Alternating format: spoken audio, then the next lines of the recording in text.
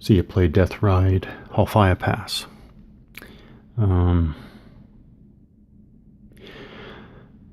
Okay. This is, nobody should ever suggest that Death Ride is for beginner wargamers.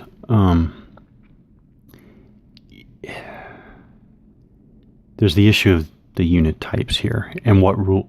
So what kind of units are they, and so therefore what rules do they trigger?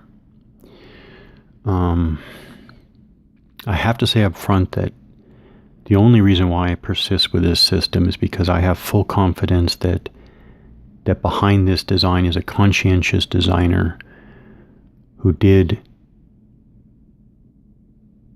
think through this all.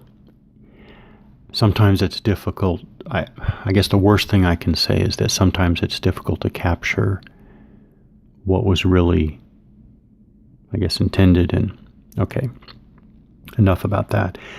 I think that the way to proceed is that there are no mistakes here, and that basically all of the different rules and everything applies. So what that means is this is a mortar unit. It fires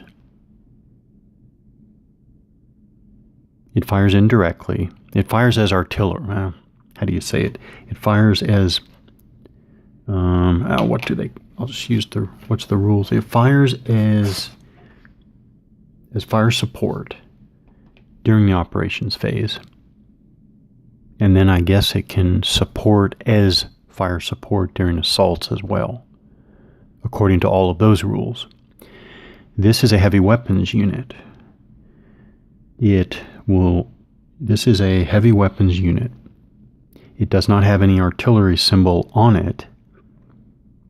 It has the star for heavy weapons, so it follows all of the rules for heavy weapons, and that's it. This is a heavy weapons and an artillery unit. So I guess what we're to presume here is that during the operations phase, this unit can, it can operate as,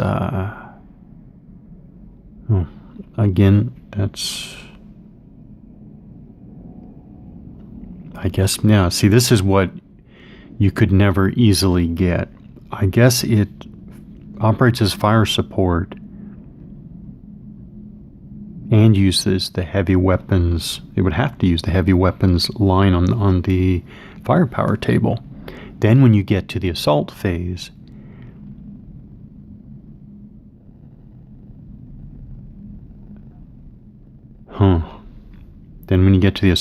I guess it operates as a heavy weapons, basically. According to heavy weapons rules, in assault, does it matter that it's a mortar? I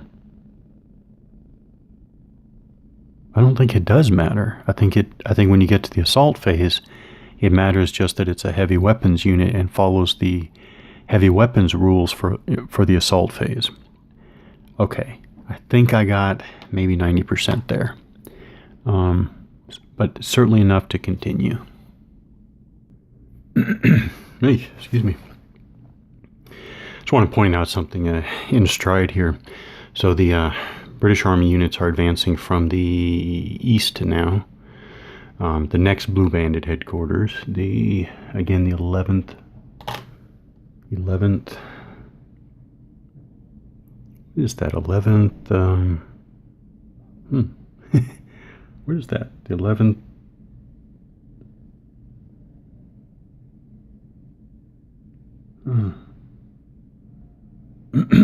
Actually, I don't see the abbreviation. Indian Infantry Brigade. I'm going to guess IIB. The 11th Indian Infantry Brigade is what I'm going to guess. See if it's on the scenario card. Yeah, okay, it's on the scenario card. 11th Indian Infantry Brigade. Okay, group. So the tanks advanced along the coastal road here. they hit 12 hexes from the German defenses there, which is the maximum range. The weather, by the way, is sunny during this scenario, so no issues there. And so I'm looking at what I have here, out of range of the anti-tank units, but we do have the heavy weapons unit there, right there, that we've been talking about, actually. So the question is, can they fire indirectly, or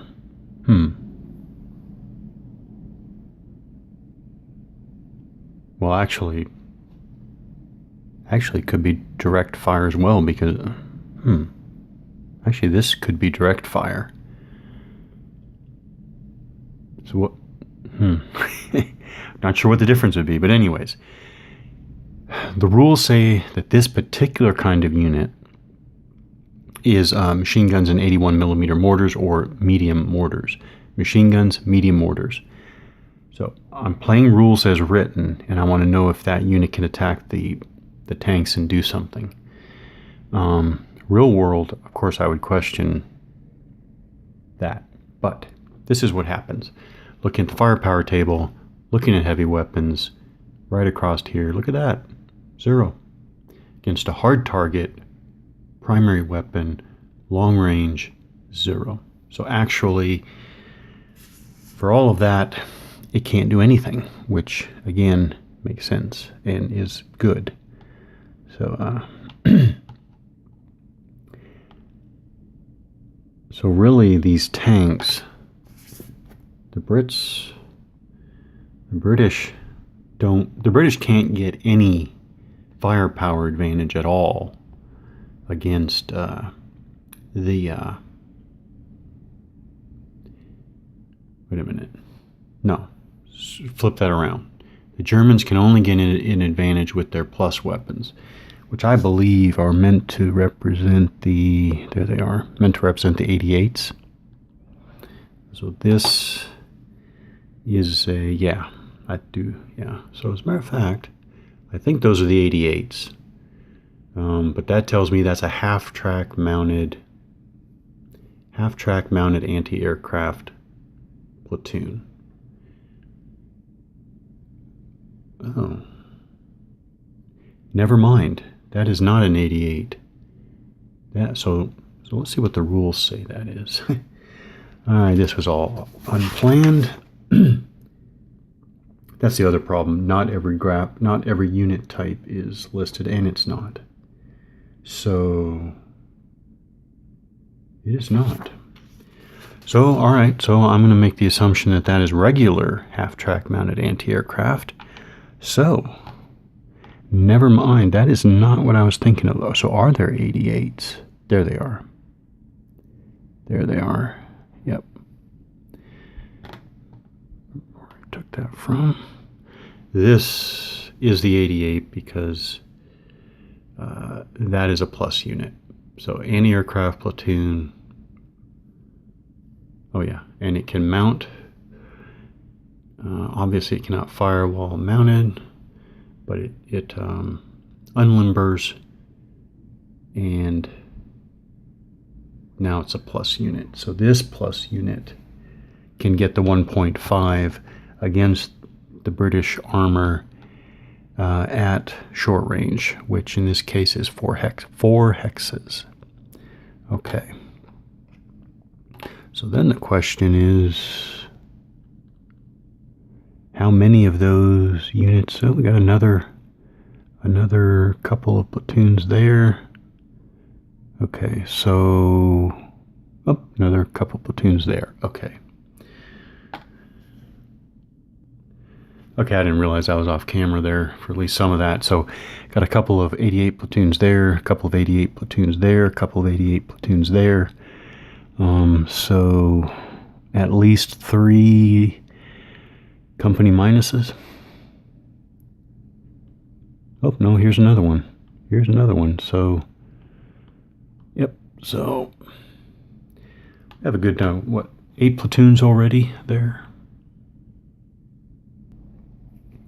Just to finish off the British Army operations phase here. So the the Indian Regiment in the, oh, jeez.